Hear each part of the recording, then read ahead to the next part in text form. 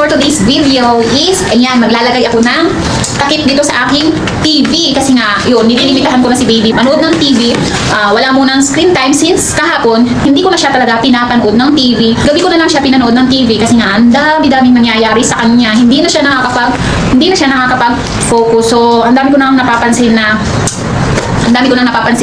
hindi magandang nangyayari kay baby. So ngayon, tatakpan ko muna yung TV kasi nga, panaylingon niya sa TV and nag-iiyak. Panaylingon niya talaga mga mare. And yung alam niyo yung inaantay niya na magbukas yung TV.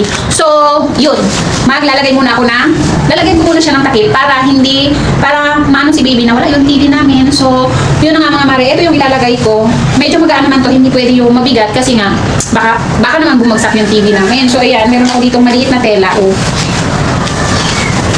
Meron ako maliit na tela dito. And, ayan na yung bata. Naggagapang na. So, ayan. Ilalagay na lang natin dito.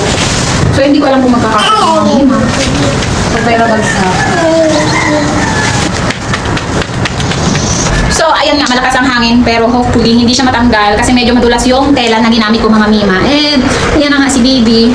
Pangalawang araw pa lang niya ngayon na walang screen time. Yun. So, yan na nga mga mima. Hirap na hirap ako magpakain sa kanya ng walang TV. Hindi niya nauubos. Pag walang TV, pag wala siyang pinapanood, lalo na ang Cocomelon, pag hindi siya nanonood, unang subo, pangalawang subo, kakain pa yan. Pero yung mga susunod na subo, ay naku, asahan nyo na mga mima. Magwawala na talaga yan. Nag-aantay talaga na merong TV. Napapansin ko rin mga mima, no? Napapansin ko na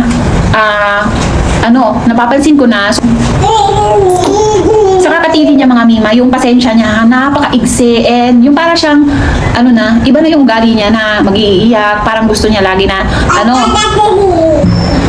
yung parang mainitin ang ulo, parang ganon. So, yun yung napapansin ko sa kanya and hindi na rin siya nakakapag-focus pag kinakausap ko siya. Hindi siya sa akin nakatingin sa TV. Pag sinusubuan ko siya pag may TV, tapos pag sinusubuan ko siya ng pagkain, yung focus niya nasa TV, kain lang siya ng kain, ngalang nga.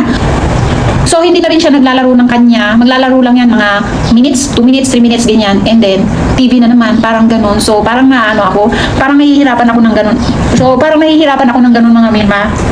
Parang iniisip ko, pag ganyan na ganyan siya hanggang lumaki siya. So, feeling ko, mahihirapan ako pagdating ng araw kasi nga, sa pagkain pa lang hindi talaga siya kakain ng walang TV. Hindi niya mauubos pag walang TV. So, kahapon, sinimulan ko na hindi talaga ako nagbukas mga mima hanggang gabi. Nung gabing-gabi lang, kasi kakain kami ni daddy, yun, nagbukas ako wala pang 1 hour, 30 minutes lang.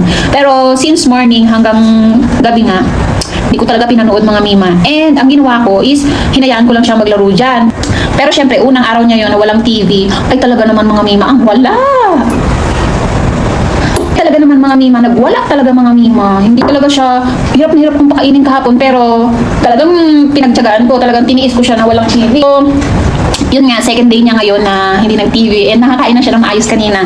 Pero may kasamang may kasamang laro ko, yung nilaro ko talaga siya, nilibang ko ng nilibang. So, ayan na nga mga mima, tinakpan ko na lang yung TV para hindi siya magantay na magbubukas yung TV kasi parang sanay na siya na yung TV pag yung ng TV, pag nakita niya yung TV is magbubukas na. So, yun. Naglalaro siya ngayon and yun, nakakapaglaro naman siya ng kanya lang. And parang mag-11 months na si baby this coming 27. So, hindi pa yan nakaupo, di ba? Hindi pa siya, parang hindi pa yung kanyang development kasi nga hindi pa siya nakakatayo, hindi pa siya yung upo niya, nakaupo siya nung nakaraan na siya lang. 2 days lang mga mima, nakalimutan na naman niya. So, okay lang yun and siguro tinatamad lang. Pero ngayon yan, hinahayaan ko na lang and yan, parang nag-aano ulit siya, nauupo siya. So, ayan na nga mga mima, si baby, hindi na siya masyadong aburido, hindi na siya masyadong nag-iiyak. Ay, wow! Nakaupo na naman si baby. Very good. Ay, nakaupo na naman ang anak ko. Abang very good talaga yan. So, ayan na nga mga mima, kasasabi ko lang sa inyo kanina na hindi nga siya marunong umupo ulit, diba? Sabi nakalimutan, nung nakaraan, 2 days, dire-diretso na nakakaupo siya ng kanya lang. At afternoon, nakalimutan niya, hindi na siya naupo mga 5 days, almost 5 days din, 6 days, ganun. Almost 6 days, hindi siya naupo ulit. Ngayon lang ulit. Very good. Very good. Ano nga mga mima, hindi na niya masyadong inaano yung TV kasi nga, ayan, nakasara na and magpatay tayo ng Bakit? Why? Ha? Oh, why? Anong gusto? Ha? So, ayan na nga mga mima, nag-iiyak na naman. And ang dami ko pang labahin doon. Paano ko kaya tatapusin yung mga damit niya na nakababad doon. Hindi ko pa matapos-tapos. Hanggat gising ko, hindi ko matapos-tapos. So, ayan nga, yesterday. So, yan, kahapon mga mima is may dala yung tatay ko na, ayan, may dala saba. So, bala ko sana siyang gawing, banana chips. Eh, kasi nga, hilaw yun. And may natikman ako doon nung pumunta kami doon sa dagat.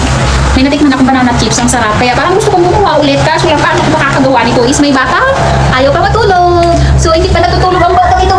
Bebe. Ay, kucho. Say hi. Say hi, dali na. Huwag yan. Ano yan? Huwag yan. Say hi, dali na. No. So, ayan na nga mga mima. Yung nagkabuhok na pala si baby mga mima. Humaba na yung buhok niya gawa doon sa... Hindi humaba pala. Kumapal na pala yung buhok niya gawa doon sa bago niya sabon and bago niyang shampoo pala. Shampoo and body wash. So, ayan, kumapal na ng konti yung buhok niya. Hindi tulad dati, kalbong-kalbo. Gustong kuhain yung microphone. So, ayan, malapit na mag 1-year-old si baby mga mima. Say hi. Hi. No. So, ayan, malapit na mag 1-year-old si baby mga mima. This coming April 27. So, wala pa akong masyadong bala kasi nga, bala ko parang maging ano lang siya, yung intimate lang, yung kami-kami lang. Kasi, hindi ko talaga kaya mga mima na magluto na ako lang. Siyempre, kahit siguro magpatulong pa ako sa kapatid ko. Talagang nakakapagod mga mima. So, ang bala ko is, kami-kami lang, yung intimate, celebrate, yung Sinong kamukha mo? Sinong kamukha mo?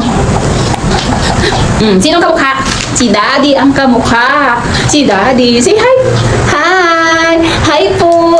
Hi po. I'm Zoe. I'm Zoe. Si Zoe. Wait. Ang Zoe. Wait.